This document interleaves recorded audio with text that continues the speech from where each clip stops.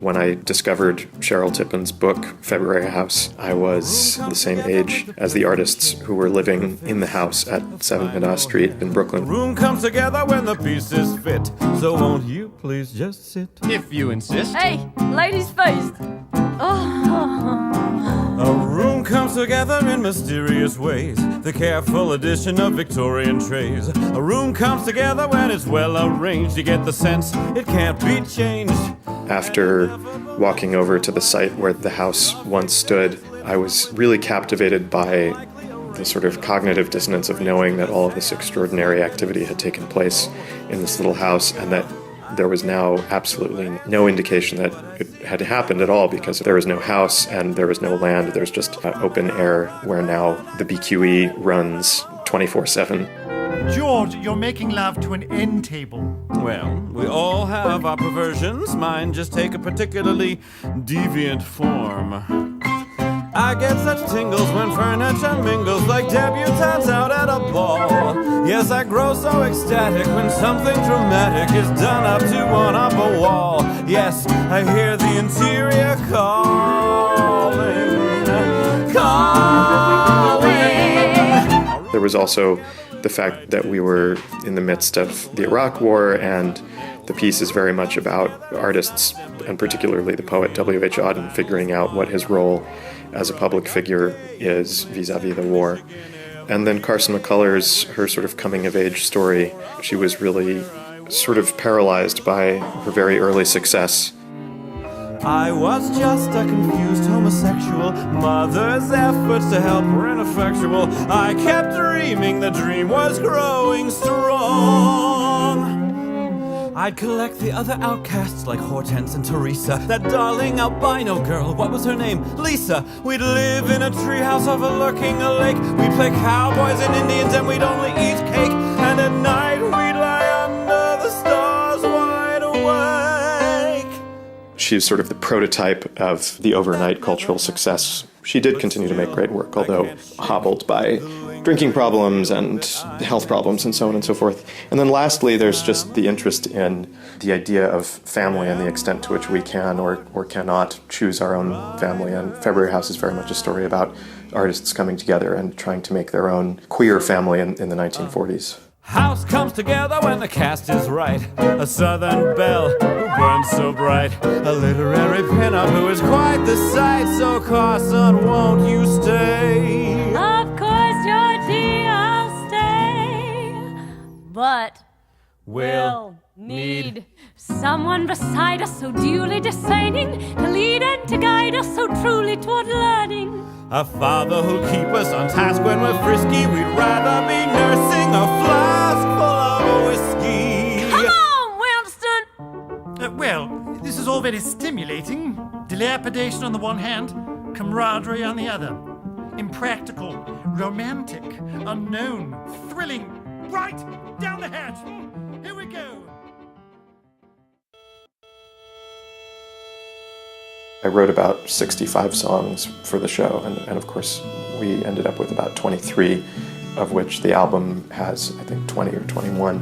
We could drive around the south, you teach me what this land's about. Someday, one day, I'd give a speech in every town and spread our message through the crowd. Someday, one day.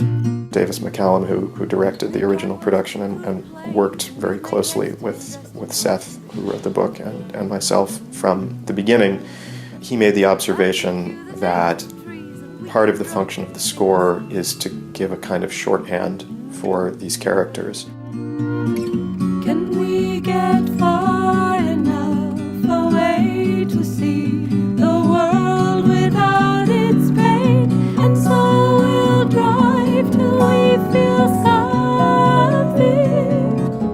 And one thing that was really important to us with this piece was that the audience not need any pre-existing ideas or familiarity with these characters. We really wanted the piece to be about universal human relationships and human struggles. A simple house, a simple life, a happy husband, happy wife. It's here, dear Chester, by the city when we've the view, the river pretty running blue. It's here, dear Chester. What our borough can't provide, we'll order out and bring inside. Right here, dear Chester. On this night and every night, I hold you tight in here, dear Chester. One thing that the score does, I hope, is to very economically let the listener know some things about these characters. In this house, in his room.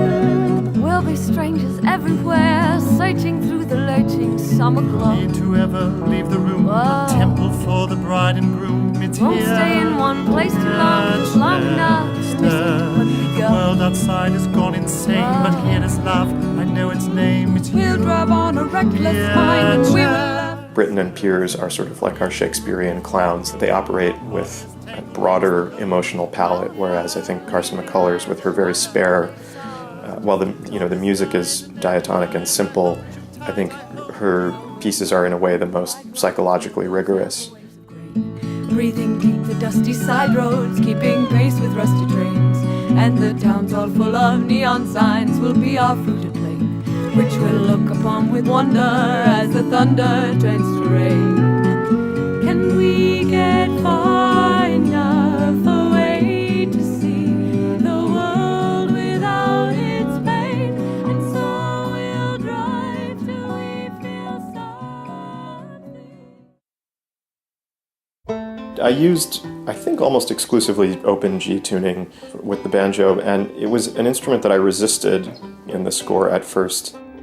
Here at the freak show where the pinheads lie in their cage, making faces at the passers. It felt like such a cliche to accompany the Southern writer Carson McCullers. I mean, she's not even from an area where the banjo is a huge part of the musical culture.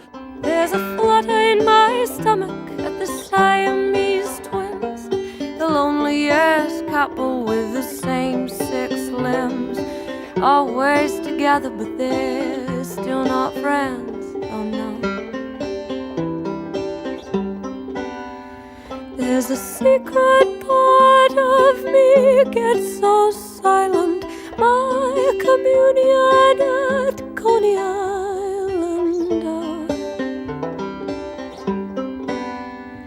I had just begun to fiddle around with the banjo in my dilettantish sort of way, and at some point I was messing around and started plucking the riff that became Coney Island, and at that point I realized that there was a connection between this kind of very sparse harmonic palette, or simple but rich harmonic palette, and the way that her prose is very, very unadorned.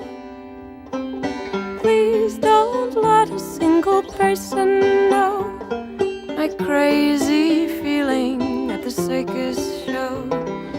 Truth of the matter is, it's here I feel at home.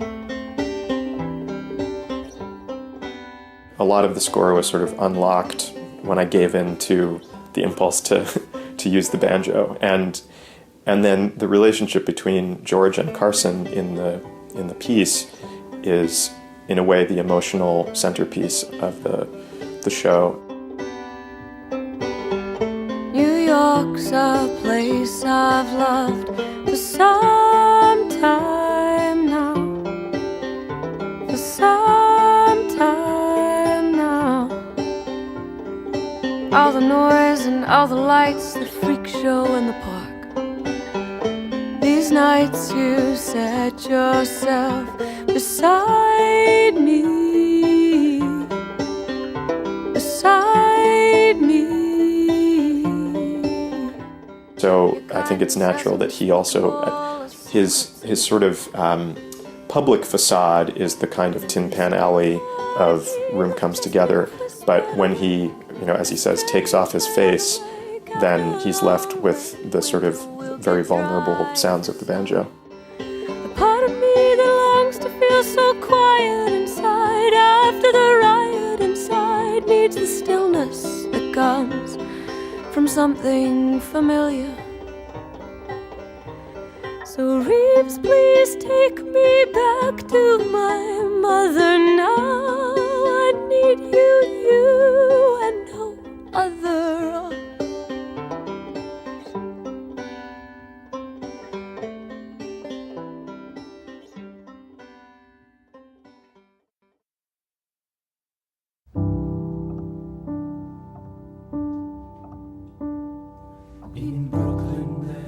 As you probably know, I live a sort of trifurcated career between writing concert music, writing songs for myself in the sort of pop realm, independent pop music realm, and writing theater music. I had a dream of a house by the bay that had slipped from its moorings and set off to sea. All of its rooms would be filled with the ones who elsewhere were fallen. They would live with me.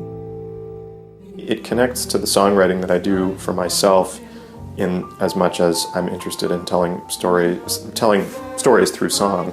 And that carries over into the concert music that I write when it involves me as a performer.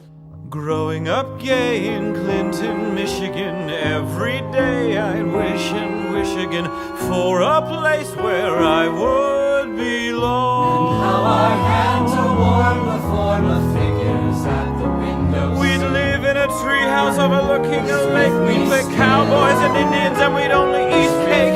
And at night we'd lie under the stars wide awake. Of course, writing lyrics for theater and lyrics for the concert stage or for the club are very, very different. They have very, very different demands, and I think there's a kind of selflessness required when you write theater lyrics, because you can write a great song and have it not be the right song for the moment. A fabulous freak show, get out the black book and call everyone I know. They came, it worked, their beautiful dreams were bright-colored, brilliant. I took such care, their beautiful dreams were bright-colored, brilliant. They thought, in fact, times were rough, but these walls were resilient. I crossed. You're always in the service of not just the character, but the moment. So there's a kind of wonderful discipline that I think I'm beginning to learn from writing theater music that I hope will spill over into the other things that I do. And now that they've all left the bay to go back to the world and the streets and the roar, here the ivy is making its way across the chairs and the walls and the boards of the floor. One of the great joys of writing theater music is it's sort of like training wheels for writing from character in one's work as a singer-songwriter. My heart is covered in moss as the foundation breathes alive.